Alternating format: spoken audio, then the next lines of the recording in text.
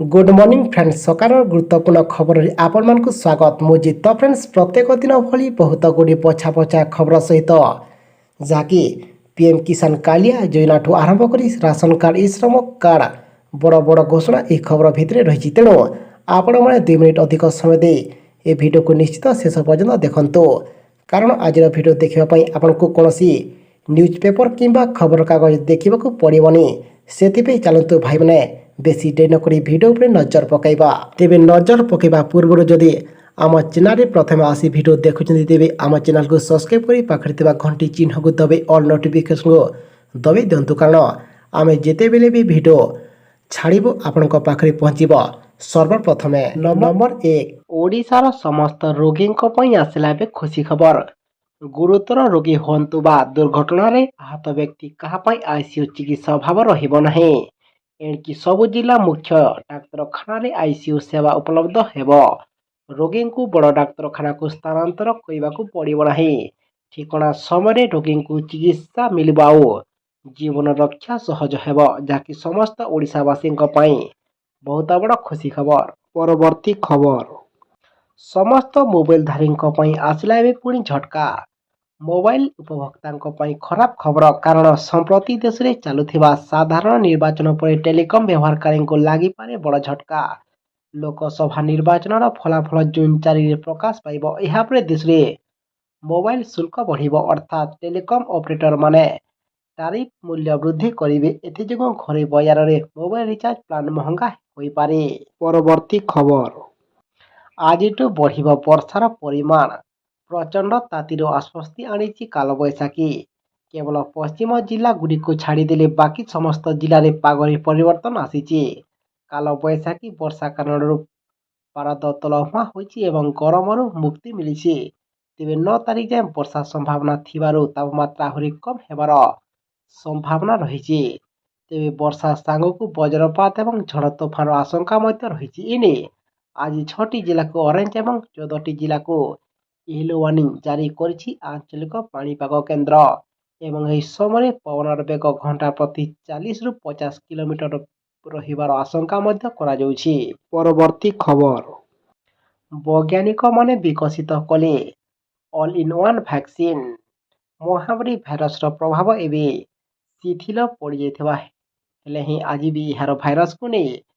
जनमानसर भय घटी नाही यही भाइरस ताठारु स्वरूप परिवर्तन करुथवार वैज्ञानिक माने महामारी 90 को नहीं नियमित भाव में गवेषणा जारी रखिछंती तेबे कोरोना भाइरस समस्त भारिएंट को मुक्ति पाइबा पई वैज्ञानिक माने एक बड़ समाधान बाट बाहर करिछंती केवल गोटे टीका द्वारा महामारी केवल भारिएंट को किंबा अनेक भारिएंट रो मुक्ति मिल पारिबो अमेरिका एवं यूरोप वैज्ञानिक माने ऑल इन वन वैक्सीन प्रस्तुत करिछंती टीका ओमिक्रॉन डेल्टा समेत महामारी अनेक भारिएंट को रक्षा करि पारे बोली से माने दाबी करिछंती। परवर्ती खबर आसंता एही तारिख रे पुणी ओडिशा आसिबे प्रधानमंत्री करिबे विशाल रोड शो प्रथम गंजाम पर नवरंगपुर आउ एबे भुवनेश्वर हेब मोदी शो आसंता 10 तारिख रे भुवनेश्वर प्रधानमंत्री रोड शो बीजेपी सांसद अपराजिता षडंगी एने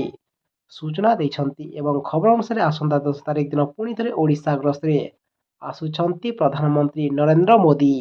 परवर्ती खबर एणिकी माँ भौणी को मिल 50,000 टंकार उपहार सम्बलपुर साम्बादिक सम्मिलन करी तर्क करी मुख्यमंत्री नवीन पट्टनायक को आह्वान देइछंती केंद्र मंत्री तथा सम्बलपुर बीजेपी लोकसभा प्रार्थी धर्मेंद्र प्रधान यह क्रम से बीजेपी संकल्प पत्र को दोहराइबा सह एथिरे थिबा 21टी प्रतिश्रुति को पूरण करने को कहिछंती तेबे यह सब बीजेडी सरकार को दोष दुर्बलता को मध्य बखाणी धर्मेंद्र प्रधान तेबे संकल्प पत्र को दोहराई धर्मेंद्र कहते जे राज्य में बीजेपी सरकार गढ़िले राज्यर माँ भौणी को 50,000 टंकार उपहार मिल यह राशि को जड़े किस्ती हेउबा एककालीन बैंक नहीं पारे आउ फेरवा को पड़ो ना यह व्यतीत राज्यर मत्स्यजीवी मोदी सरकार विशेष योजना लागू करने को जहाँकि वर्षक जो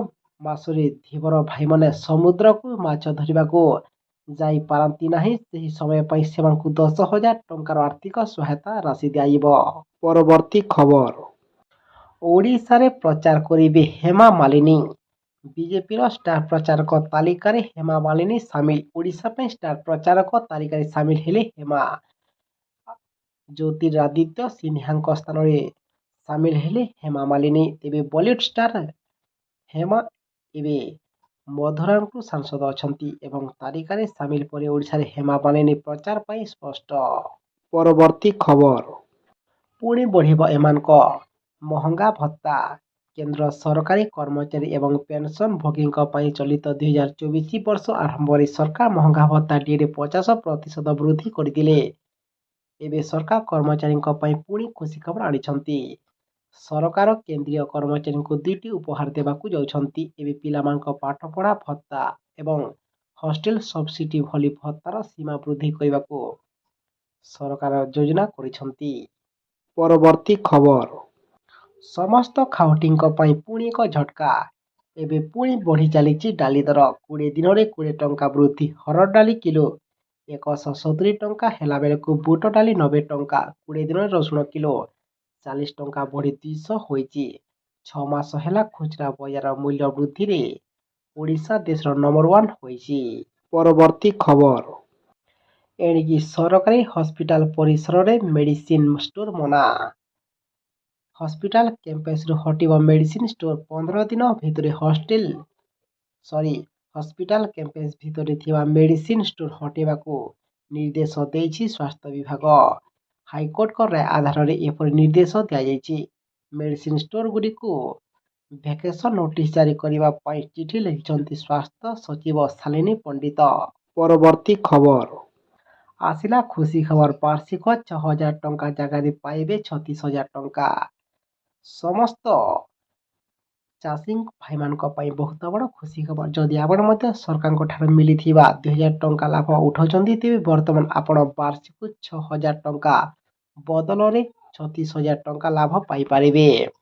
ପିଏମ୍ କିଷାନ ଯୋଜନାର ଲାଭ ଉଠାଉଥିବା ହିତାଧିକାରୀଙ୍କ ପାଇଁ ଏକ ଖୁସି ଖବର ରହିଛି। ଯଦି ଆପଣ ମଧ୍ୟ ସରକାରଙ୍କ ଠାରୁ ମିଳିଥିବା 2,000 ଟଙ୍କା ଲାଭ ଉଠାଉଛନ୍ତି ତେବେ ବର୍ତ୍ତମାନ ଆପଣ ବାର୍ଷିକ 6,000 ଜାଗାରେ କିମ୍ବା ବଦଳରେ 36,000 ଟଙ୍କା ଲାଭ ପାଇପାରିବେ। ତେବେ କେନ୍ଦ୍ର ସରକାର ଖୁବ୍ ଶୀଘ୍ର ପିଏମ୍ କିଷାନ 17ତମ କିସ୍ତି ମଧ୍ୟ ଜାରି କିମ୍ବା ଟଙ୍କା ଟ୍ରାନ୍ସଫର କରିବାକୁ ଯାଉଛନ୍ତି। ଦେଶର 11 କୋଟିରୁ ଅଧିକ କୃଷକ ଏହି ଯୋଜନାର ଲାଭ ଉଠାଉଛନ୍ତି। ବର୍ତ୍ତମାନ ଏଥିରେ କିପରି 36,000 ଟଙ୍କା ପାଇବେ ଆସନ୍ତୁ ଜାଣିବା। ପ୍ରଧାନମନ୍ତ୍ରୀ କିଷାନ ଯୋଜନାର ହିତାଧିକାରୀଙ୍କୁ ସରକାର ଏହି ଯୋଜନାର ସୁବିଧା ପ୍ରଦାନ କରୁଛନ୍ତି। ଏ ସୁବିଧା ଆପଣଙ୍କ ପକେଟରୁ 1 ଟଙ୍କା ଖର୍ଚ୍ଚ କରିବାକୁ ପଡ଼ିବ ନାହିଁ କିମ୍ବା ଆପଣଙ୍କୁ କୌଣସି ଡକୁମେଣ୍ଟ ଦାଖଲ କରିବାକୁ ପଡ଼ିବ ନାହିଁ। ଏହି ଯୋଜନାରେ ଆପଣମାନେ ପ୍ରତି ମାସରେ 3,000 ଟଙ୍କା ମଧ୍ୟ ପାଇପାରିବେ, ଯାହାକି ମୋଦି ସରକାରଙ୍କ ଏହି ଯୋଜନା ସେହି ସମସ୍ତ କୃଷକ ଉପକୃତ ହୋଇପାରିବେ ଯେଉଁମାନେ ପ୍ରଧାନମନ୍ତ୍ରୀ କିଷାନ ସମ୍ମାନ ନିଧି ଯୋଜନାରେ ଲାଭ ଉଠାଉଛନ୍ତି। କେନ୍ଦ୍ର ସରକାର କିଷାନ କ୍ରେଡିଟ୍ କାର୍ଡ ଏବଂ ପ୍ରଧାନମନ୍ତ୍ରୀ କିଷାନ ମାନଧନ ଯୋଜନାକୁ ମଧ୍ୟ କିଷାନ ହିତାଧିକାରୀଙ୍କୁ ମଧ୍ୟ ପ୍ରଦାନ କରୁଛନ୍ତି। ପରବର୍ତ୍ତୀ ଖବର, ସରକାରଙ୍କ ବଡ଼ ଘୋଷଣା। ଯୋଗ୍ୟ ହିତାଧିକାରୀଙ୍କ ଆକାଉଣ୍ଟକୁ ଯିବ 18,000 ଟଙ୍କା। ନିର୍ବାଚନ ପୂର୍ବରୁ ରାଜ୍ୟବାସୀଙ୍କ ପାଇଁ ଖୁସି ଖବର। ବଡ଼ ଘୋଷଣା କଲେ ସରକାର। ସିଧା ବ୍ୟାଙ୍କ ଆକାଉଣ୍ଟକୁ ଯିବ 18,000 ଟଙ୍କା। ଲାଭ ଉଠାଇବେ ଯୋଗ୍ୟ ହିତାଧିକାରୀ। ମେ 9ରେ ମୁଖ୍ୟମନ୍ତ୍ରୀ ରିଲିଜ କରିବେ ଏହି ଅର୍ଥ। ସରକାରଙ୍କ ଏହି ବଡ଼ ଘୋଷଣା ଘୋଷଣା ଶୁଣି ଏବେ ହିତାଧିକାରୀଙ୍କ ଖୁସି କହିଲେ ନ ସରେ। ତେବେ ଆପଣଙ୍କୁ ଏହି ଖବର କ'ଣ ମିଛ ଲାଗୁଛି କି ଦର୍ଶକ ବନ୍ଧୁ? କିନ୍ତୁ ଖବରଟି ପୁରା ସତ, ଯାହାକି ଏହି ଯୋଜନା ବାବଦରେ ଅନେକ ଲୋକ ଅବଗତ ନାହାନ୍ତି, ଯାହାଫଳରେ ଅନେକ ଯୋଗ୍ୟ ହିତାଧିକାରୀ ଏହାର ଲାଭ ଉଠାଇବାରେ ଅସମର୍ଥ କିମ୍ବା ସମର୍ଥ ହୋଇପାରିନଥିଲେ। ଏହି ଯୋଜନାରେ ସିଧା ବ୍ୟାଙ୍କ ଆକାଉଣ୍ଟକୁ ମାସକୁ କିମ୍ବା ମାସକ 18,000 ଟଙ୍କା ଦେବାକୁ ଘୋଷଣା କରିଛନ୍ତି ସରକାର। କିନ୍ତୁ କିଭଳି ଏହି ଟଙ୍କା ଆପଣଙ୍କ ଆକାଉଣ୍ଟକୁ ଆସିବ ଆପଣ ଜାଣିଛନ୍ତି କି? ଯଦି ଜାଣିନାହାନ୍ତି ତେବେ ଯୋଡ଼ି ହୋଇ ରହିଥାନ୍ତୁ। ସୂଚନା ମୁତାବକ ଏହି ଯୋଜନାରେ ବ୍ୟାଙ୍କ ଆକାଉଣ୍ଟରେ ଟଙ୍କା ଜମା କରାଯିବା ନେଇ ପୂର୍ବରୁ ଘୋଷଣା ହୋଇଥିବା ବେଳେ କୌଣସି ପ୍ରକାରର ତ୍ରୁଟି ଯୋଗୁଁ ଏହି ଟଙ୍କା ଜମା ହୋଇପାରିନଥିଲା, ଯେଉଁ କାରଣରୁ ଟଙ୍କା ରିଲିଜ ହୋଇପାରିନଥିଲା। ହେଲେ ବର୍ତ୍ତମାନ ଏହି ଯୋଜନାକୁ ନେଇ ଆକ୍ଟିଭ କରାଯାଇଛି, ଯାହାକି ଆସନ୍ତା 9 ତାରିଖରେ ପୁଣି ଏଥିରେ ଆନ୍ଧ୍ର ସରକାର 18,000 ଟଙ୍କା ଦେବା ପାଇଁ ସମସ୍ତଙ୍କୁ କହିଛନ୍ତି।